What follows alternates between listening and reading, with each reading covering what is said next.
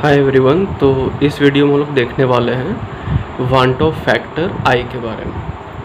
तो देखते हैं वांट ऑफ फैक्टर आई क्या होता है। जैसे कोई सॉल्यूशन है, अब उस कोई सॉल्यूशन में हम लोग कोई सॉल्यूट को इसमें ऐड किए, कोई सॉल्यूट इसमें ऐड किया हुआ है। जैसे कि सपोज करें कि इसमें हम NaCl को ऐड किए, तो NaCl पहले तो सॉलिड फॉर्म में रहा होगा। जैसे ही वो सॉल्यूशन में इंटर करेगा, जब वो घुलेगा सॉल्यूशन में, तो घुलने के बाद क्या होता है ना कि वो टूट जाता है। Na+ अलग हो जाएगा और Cl- अलग हो जाएगा। और पहले Na+ और Cl- सॉलिड स्टेट में साथ में होते हैं, कंबाइंड फॉर्म में होते हैं, बाद में टूट कर वो अलग हो जाएगा। कुछ सॉल्यूट ऐसे भी होते हैं, ऐसा कब होगा जब हम NaCl को वाटर में ऐड करेंगे। कुछ सॉल्यूट ऐसे होते हैं, जैसे कि एक सॉल्यूशन और लिए हम, तो दूसरा सॉल्यूशन, और इस सॉल्यूशन में फिर से हम क्या किए कि ऐड किए यहाँ पे कोई दूसरा एसिड। सपोज करें कि हम यहाँ पे ऐड किए CH3COOH, एसिटिक एसिड को ऐड कर दिए, या इस तरह का कोई भी दूसरा एसिड ऐड कर सकते हैं। लेकिन सॉल्वेंट यहाँ पे हम वाटर नहीं रखे हैं, बेंजीन रखे हैं। हम अलग अलग बिहेवियर की बात कर रहे हैं। अगर एसिड को हम वाटर में ऐड करें या सॉल्ट को वाटर में ऐड करें तो क्या हो जाएगा, ब्रेक कर जाएगा। Na+Cl- में H+Cl- में से ब्रेक कर जाता है। लेकिन एसिटिक एसिड को जब बेंजीन, लिक्विड बेंजीन में ऐड करते हैं तो क्या होता है ना कि एसिटिक एसिड CH3COOH इसमें आएगा, बहुत सारे CH3COOH आएंगे, तो ये क्या होते हैं कि दोनों कंबाइन हो जाते हैं, दो दो करके कंबाइन हो जाता है, और दो कंबाइन होकर एक सिंगल मॉलिक्यूल जैसा बिहेव करें, एक सिंगल हो जाएगा। तो और कुछ एक केस और देखते हैं। कभी कभी ये भी होता है, ऐसा भी होता है कि कोई सॉल्यूशन है और उस सॉल्यूशन में हम प्लेस कर दिए यहाँ पे, जैसे सॉल्यूशन है, वाटर है इसमें, अब इस वाटर में हम ऐड कर दिए यूरिया या ग्लूकोज ऐड कर दिए, या कुछ भी ऐसा, केन शुगर मीन्स कि सुक्रोज ऐड कर दिए, चीनी ऐड कर दिए, ऐसा कुछ भी, ये तीनों में से कोई भी।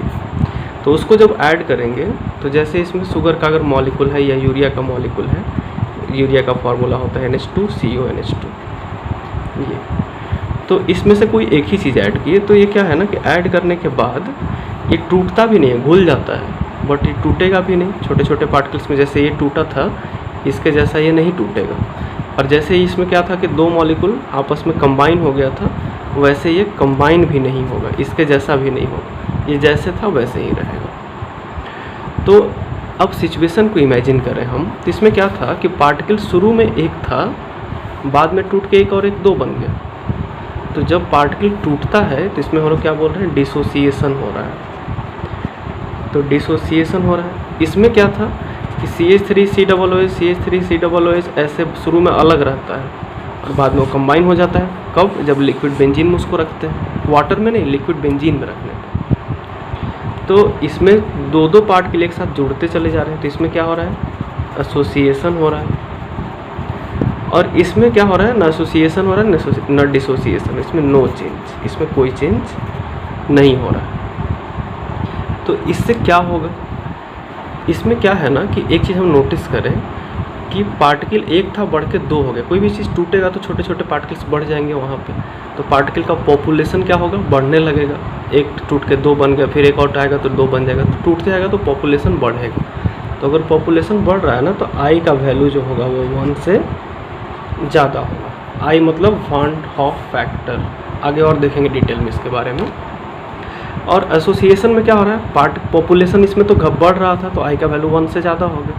इसमें दो दो करके एक बनते जा रहा है, फिर दो आएगा फिर एक बन जाएगा, फिर दो आएगा फिर एक बन जाएगा, तो पॉपुलेशन दो था पहले, बाद में एक हो जाएगा, तो पॉपुलेशन इसमें घट रहा है, तो इसमें आई का वैल्यू लेस देन 1 हो जाएगा। और जहाँ पे कोई चेंज नहीं हो रहा है वहाँ पे आई का वैल्यू एग्जैक्टली 1 होता है। आई का वैल्यू 0 नहीं होता है कभी, जिसमें आई का वैल्यू क्या होगा, एग्जैक्ट 1 हो जाएगा। तो ये सब जो है ना, यूरिया, ग्लूकोज, केन शुगर, ये सब को हम लोग बोलते हैं नॉन इलेक्ट्रोलाइट, क्योंकि टूटते नहीं हैं, ये सब नॉन इलेक्ट्रोलाइट, इनके ऊपर कोई चार्ज नहीं होता है। तो नॉन इलेक्ट्रोलाइट के केस में आई का वैल्यू 1 होता है। जब एसोसिएशन हो जाए तो 1 से कम होगा उसका वैल्यू, हाफ हो सकता है 1/3 1/4 कुछ भी, और आई का वैल्यू 1 से ज़्यादा होगा जब डिसोसिएशन होगा। अब एक चीज़ और यहाँ पे नोटिस करते हैं कि अगर पार्टिकल कोई बड़ा सा पार्टिकल है वो टूट के छोटा छोटा पार्टिकल बन जाएगा तो उसका वेट भी कम हो जाएगा, मास भी कम हो जाएगा। तो जब डिसोसिएशन होता है ना तो मोलर मास किसका, कौन टूट रहा है, solute, molar mass of solute क्या हो जाएगा, छोटा छोटा हो रहा है पार्टिकल तो molar mass of solute decrease कर जाएगा, एक्सपेक्टेड से वो कम दिखेगा, डिक्रीज करेगा, मतलब जितना हम एक्सपेक्ट कर रहे हैं उससे कम आएगा प्रैक्टिकली। और इसमें क्या है कि मोलर मास इसमें डिक्रीज नहीं करेगा, इसमें तो दो पार्टिकल जुड़ के एक हैवी पार्टिकल, बड़ा पार्टिकल बन जा रहा है तो इसमें मोलर मास इंक्रीज करेगा, और इसमें तो पार्टिकल ना जुड़ रहा है ना टूट रहा है तो इसमें नो चेंज। तो मोलर मास डिक्रीज करेगा इंक्रीज करेगा, मतलब या तो वो लोअर होगा या तो वो हायर होगा, और इसमें तो कोई चेंज नहीं होगा, मतलब जितना एक्सपेक्टेड है उतना ही रहेगा। तो हायर या लोअर कब हो सकता है, जब एसोसिएशन हो या जब डिसोसिएशन हो। तो जब किसी सॉल्यूट का मोलर मास हायर या लोअर होता है, किससे हायर या लोअर, जो हम एक्सपेक्ट कर रहे हैं उससे, तो उस मास को ही हम लोग बोलते हैं एबनॉर्मल मोलर मास। तो यहाँ पे हम लोग क्या बोल सकते हैं एबनॉर्मल मोलर मास को, मोलर मास हायर और lower than the expected value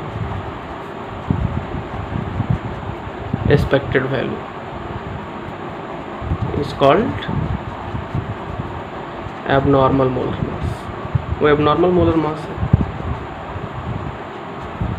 अब abnormal molar mass किसी सॉल्यूट का क्यों होता है, दिस arises ड्यू टू, क्यों arise होता है, arises ड्यू टू आइदर, या तो उसमें क्या हो रहा होगा एसोसिएशन या फिर डिसोसिएशन, आइदर एसोसिएशन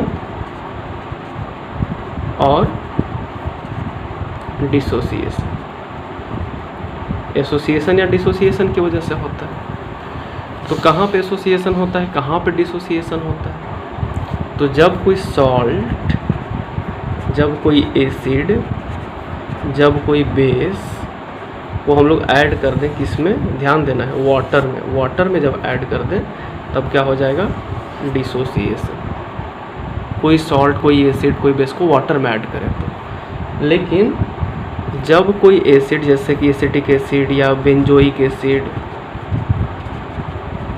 ऐसा कोई भी कार्बोक्सिलिक एसिड, इन सब को क्या है कि हम लोग वाटर में नहीं ऐड करें, किस में ऐड करें, लिक्विड बेंजीन में जब इसको ऐड किया जाएगा तो ये कैसा डेविएशन शो करेगा, ये इसका वैल्यू, इसका मोलर मास हायर होगा और ये इसमें एसोसिएशन होगा, इसमें पार्टिकल जुड़ेगा।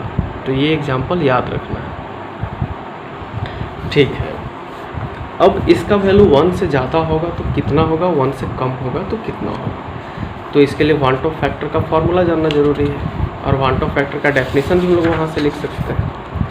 तो वांट ऑफ फैक्टर होता क्या है,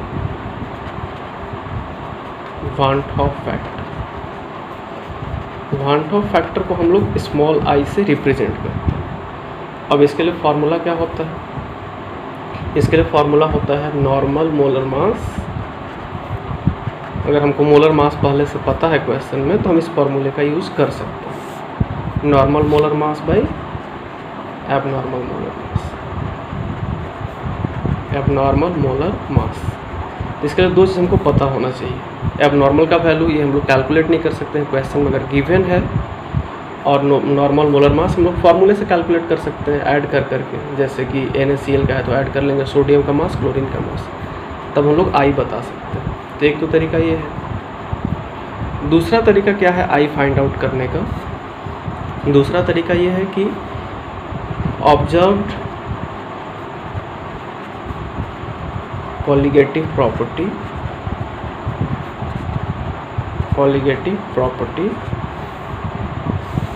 बाय ऑब्जर्व कितना कर रहे हैं, एक्सपेरिमेंटली ऑब्जर्व, इसको हम लोग ऐसे भी समझ सकते हैं, experimentally observe colligative property bye theoretically calculated. Theory से मतलब न्यूमेरिकल पेज पे जो हम लोग सॉल्व करेंगे,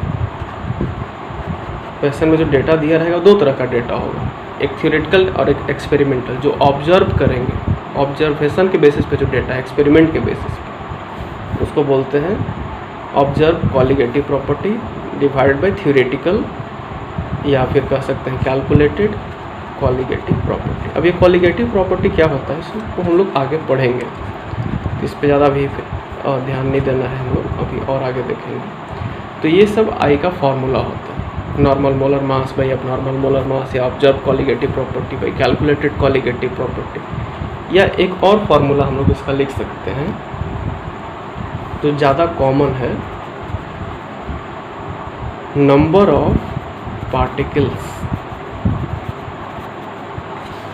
आफ्टर एसोसिएशन। एसोसिएशन के बाद कितने नंबर ऑफ पार्टिकल्स बचे हैं या कितने हैं, या आफ्टर एसोसिएशन या फिर डिसोसिएशन के केस में भी सेम चीज़ एप्लीकेबल होगा, divided by number of particles, या नंबर ऑफ मोल्स भी लिख सकते हैं यहाँ पे, number of particles initially present, मतलब सॉल्यूशन में ऐड करने से पहले वो कितना था। जैसे एग्जांपल से ऐसे समझ सकते हैं हम लोग कि अगर कोई सॉल्यूशन है और उस सॉल्यूशन में क्या है कि कोई सॉल्यूशन है और इस सॉल्यूशन में पहले से एक पार्टिकल को हम ऐड किए। अब एक पार्टिकल को जैसे ही ऐड किए जाके छोटे छोटे पार्टिकल्स में टूट गया, दो पार्टिकल में टूट गया। तो पहले कितना पार्टिकल था, एक था, बाद में कितना हो गया, दो हो गया। तो number of particles after dissociation टूट के दो हो जा रहा है। पहले शुरू में कितना था, एक था, तो इसका वैल्यू कितना आ जाएगा, 2, 2 बाई 1 2, तो आई का वैल्यू 2 हो जाएगा। लेकिन ऐसा अगर सिचुएशन रहता कि दो पार्टिकल होता, लिक्विड में जैसे ही प्लेस करते ये दोनों आपस में कंबाइन होकर एक पार्टिकल बन जाता। तो शुरू में दो था, बाद में एक बन गया, तो यानी कि एक पार्टिकल बाद में बन गया आफ्टर एसोसिएशन या डिसोसिएशन। आफ्टर एसोसिएशन कितना हो गया, 1, शुरू में कितना था, 2, शुरू में 2 था, तो कितना हो जाएगा 1/2, आई का वैल्यू 1/2 हो जाएगा। तो जब पार्टिकल्स ऐड हो जाएगा तो उसमें क्या होगा, आई का वैल्यू 1 से कम हो जाएगा, हाफ हो जाएगा, लेकिन टूटेगा तो आई का वैल्यू 1 से ज़्यादा होगा। ऐसे भी एग्जाम्पल से समझ सकते हैं हम लोग। अब एक चीज़ यहाँ पे ये है कि ये भी तो हो सकता है ना कि हम जिस पार्टिकल को ऐड कर रहे हैं, जैसे NaCl को हम ऐड कर रहे हैं, बहुत सारे NaCl को ऐड किए, या HCl को ही ऐड कर रहे हैं, बहुत सारे HCl को ऐड किया, कोई भी सॉल्ट को ऐड किया, सारा सॉल्ट, बहुत सारा, हज़ारों पार्टिकल ऐड, तो हो सकता है कि सब का सब नहीं टूटे, उसमें से 90 टूटे, 10 नहीं टूटे, 100 में से 1000 है तो हो सकता है 900 ब्रेक कर जाए, 100 ब्रेक नहीं करे, तब भी क्या वैल्यू ऐसे ही कैलकुलेट करेंगे।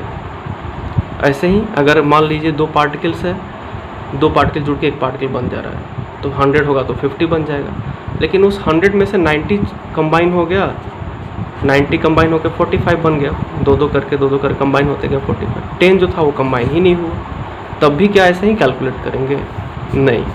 तो ये जो हम कैलकुलेट कर रहे थे, ये हम ये मान कर कैलकुलेट करते हैं कि सबका सब टूट गया, सारा पार्टिकल डिसोसिएट हो गया या फिर सारा पार्टिकल एसोसिएट हो गया, ये हम लोग ऐसा एज्यूम करते हैं।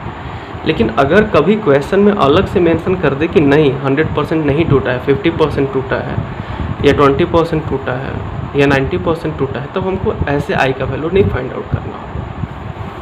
तब एक और कॉन्सेप्ट का ज़रूरत पड़ेगा, उस कॉन्सेप्ट को हम लोग बोलते हैं डिग्री ऑफ डिसोसिएशन। तो डिग्री ऑफ डिसोसिएशन, पहले हम डिसोसिएशन की बात कर लेते हैं। तो डिग्री ऑफ डिसोसिएशन को हम लोग रिप्रेजेंट करते हैं एक्चुअली अल्फ़ा से। तो अल्फ़ा अगर, जैसे अल्फ़ा का मैक्सिमम वैल्यू इसका होता है 1, अल्फ़ा का मैक्सिमम वैल्यू 1 होता है, इससे ज़्यादा अल्फ़ा नहीं हो सकता है। और आई का वैल्यू क्या होता है, हमेशा 0 से ज़्यादा होता है, और वो आई का वैल्यू हमेशा 0 से ज़्यादा ही होगा, मतलब वो 0 कभी नहीं हो सकता। तो और आई का मैक्सिमम वैल्यू 1 नहीं होता, आई का वैल्यू 1 से ज़्यादा भी हो सकता है, अभी पीछे देखे थे हम लोग। तो अल्फ़ा का मैक्सिमम वैल्यू 1 होने का क्या मतलब है, अगर अल्फ़ा 1 है, अल्फ़ा का वैल्यू 1 है, तो 1 होने का मतलब ये है कि 100% टूट गया वो पार्टिकल। अगर इसका वैल्यू 0.9 होता, इसका मतलब 90% टूटा है वो। अगर इसका वैल्यू 0.95 होता तो 95% टूटा है। कैसे पता कर रहे हैं? अल्फ़ा के वैल्यू में 100 से इंटू कर रहे हैं, 1 में 100 तो 100%, 0.9 में 100 तो 90%, इसमें 100 से इंटू किया तो 95%। अगर 0.85 होता तो ये 85%। तो जो भी वैल्यू दिया हुआ है इसमें 100 से इंटू कर देंगे तो पता लग जाएगा कि वो कितना परसेंट टूटा है। अपोजिट भी काम कर सकते हैं कि अगर हमको कोई परसेंट बता दे कि 100% टूट गया है तो अल्फ़ा का वैल्यू 1 ले लेंगे। अगर कोई नहीं बताएगा परसेंटेज तो हम लोग 100% ही मानकर चलेंगे हमेशा। लेकिन अगर बता दे कि 90% टूटा है तो अल्फ़ा का वैल्यू कितना हो जाएगा? 0.9। मतलब परसेंट को 100 से डिवाइड करना पड़ेगा, फिर अपोजिट काम करना पड़ेगा।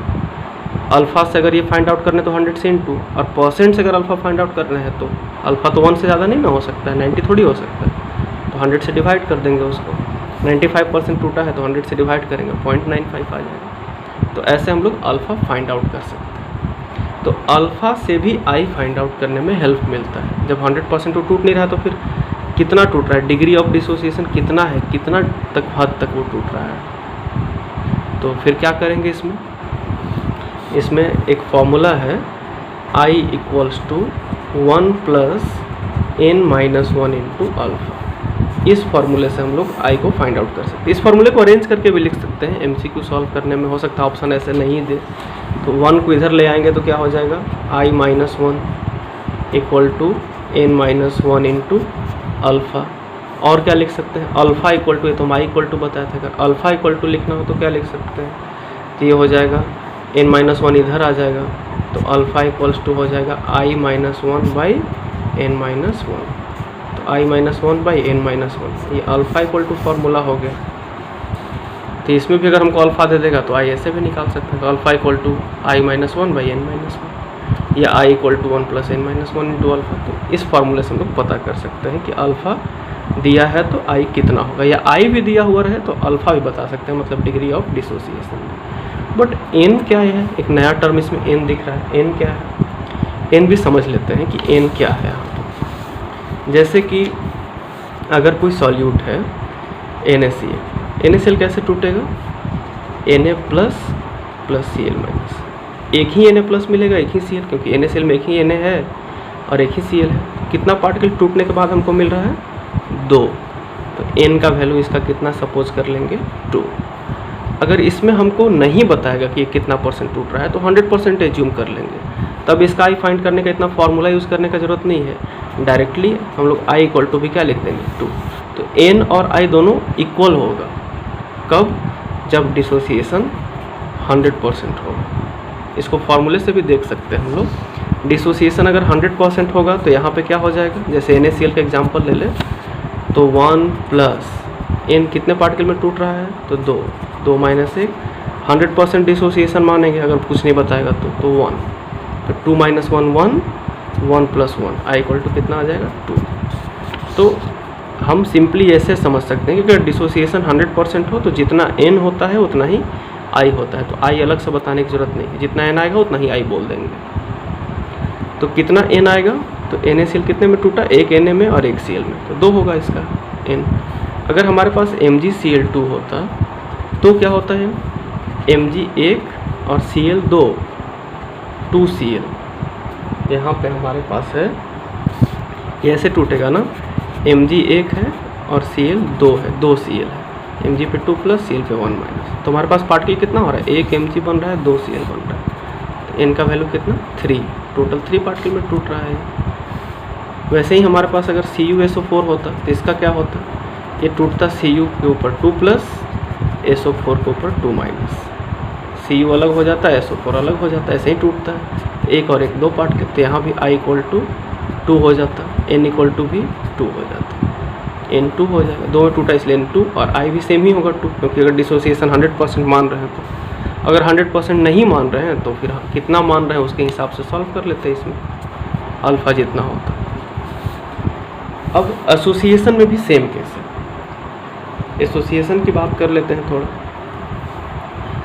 तो डिसोसिएशन एसोसिएशन में बहुत फ़र्क नहीं है। अब हम लोग यहाँ पे देख रहे हैं degree of association.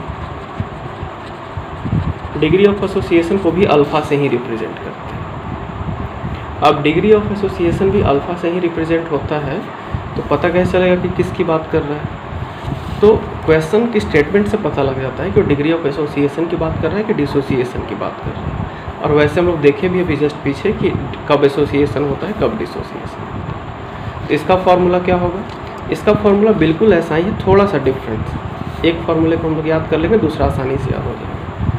I equal to होता है 1 प्लस एन के जगह पे बस 1/n हो जाता है, -1 इंटू अल्फा, बाकी सब सेम है।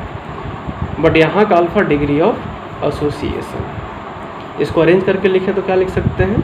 ऐसे ही i-1 हो जाएगा 1/n-1 इंटू अल्फ़ा, और अल्फ़ा इक्वल टू क्या हो जाएगा? i-1/1/n-1, ये हो जाएगा। अब n यहाँ पे क्या है? यहाँ पे तो टूटेगा नहीं पार्टिकल ऐसे, ये तो टूटने वाला केस ही नहीं है, ये तो एसोसिएशन का केस है। तो यहाँ पे n क्या है? तो यहाँ पे एक वर्ड याद रखना होगा, डाइमेराइजेशन। डाइमेराइजेशन का एसोसिएशन हो रहा है, इसका मतलब या तो 2 पार्टिकल ग्रुप बना रहा होगा या तो 3 पार्टिकल का ग्रुप बन रहा होगा।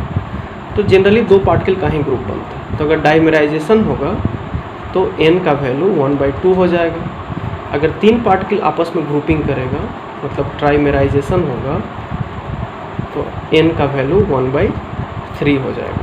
अगर 4 पार्टिकल ग्रुप बनाता, टेट्रामेराइजेशन होता है, टेट्रामेराइजेशन 1/4 हो जाता है। तो जितने का ग्रुप बनेगा उतना 1/2 हो जाएगा। डाइमेराइजेशन हुआ 2 का ग्रुप बनेगा तो 1/2, ट्राइमेराइजेशन हुआ 3 का ग्रुप बना तो 1/3। बट CBSE के सिलेबस के हिसाब से डाइमेराइजेशन ही पढ़ना है और यही ज़्यादा कॉमन है। तो डाइमेराइजेशन में n का वैल्यू हो जाएगा 1/2। जैसे एसिटिक एसिड को जो हम लोग यहाँ पे क्या करते हैं, और या बेंजोइक एसिड को बेंजीन में बोलते हैं, तो 2 का ग्रुप बनता है। तो इसमें I का वैल्यू हो जाएगा 1/2। हाँ, लेकिन ये I का वैल्यू 1/2, हम तो अभी n का वैल्यू 1/2 लिखने बोले। I का वैल्यू 1/2 कैसे लिख सकते हैं? तो I का वैल्यू 1/2 तब एज्यूम कर सकते हैं जब हम लोग अल्फ़ा को कितना मान चुके हैं? 1। और कुछ नहीं बोलेगा तो अल्फ़ा को 1 मानेंगे ही, हम लोग 100% मान कर चलते हैं जब तक कि बोला ना जाए। तो n और I इक्वल होता है जब अल्फ़ा 1 होता है, जब पहले 100% एसोसिएशन होता है, या जब 100% डिसोसिएशन। तो यही था टोटल वांट ऑफ फैक्टर में। तो इस वीडियो में इतना ही। नेक्स्ट में हम लोग देखेंगे ऑस्मोसिस और अदर कॉलिगेटिव प्रॉपर्टी को भी।